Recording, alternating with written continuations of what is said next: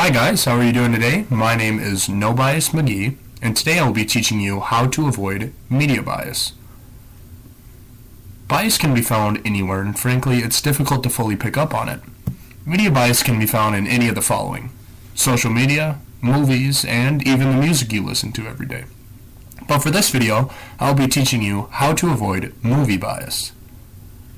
There are different ways that make movies bias. For example, you could have a movie where strictly men are the lead roles and there are no women, or you could have a movie that is extremely liberal over conservative, which would also bring in a little bit of political bias.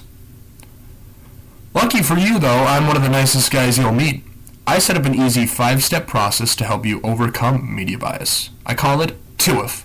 Weird, that sounded a lot better in my head. TUIF is an acronym that stands for Think, Who, Why, How, and Final Judgment.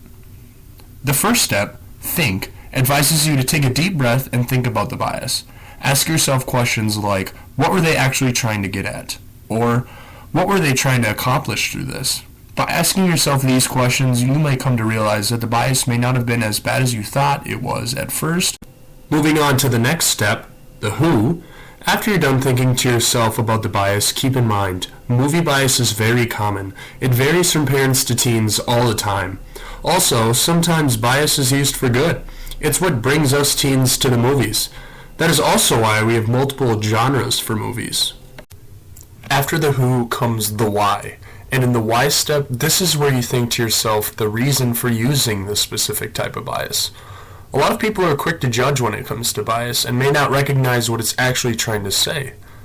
Also ask yourself, why did they use this specific type of bias? Now the next step, the how, focuses in on Hollywood movies are impactful by using supportive and negative bias to communicate messages that are both verbal and nonverbal. So the question that's asked is, how do they try to reel you in? Well, an example is an attractive person might be smoking a pack of Marlboro cigarettes.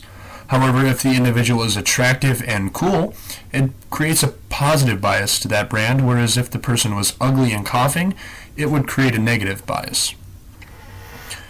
Now, how do they connect with their audience? Well, Hollywood movies use different types of bias to connect with their audience. It's important to recognize and be watchful for each bias. Now, the last step is final judgment. Okay?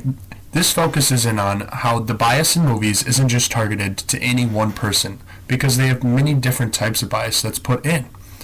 Also, this bias is put in to make the film entertaining, so people will get out and spend a few dollars to see a good movie. Now, in conclusion, there are so many things that I could tell you about bias. But if I had to take 3 things that would help you the most from this video, it would be bias is popular. Okay? TUIF can help you.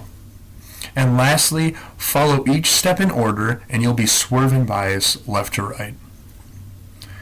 And just like that, you guys are professionals.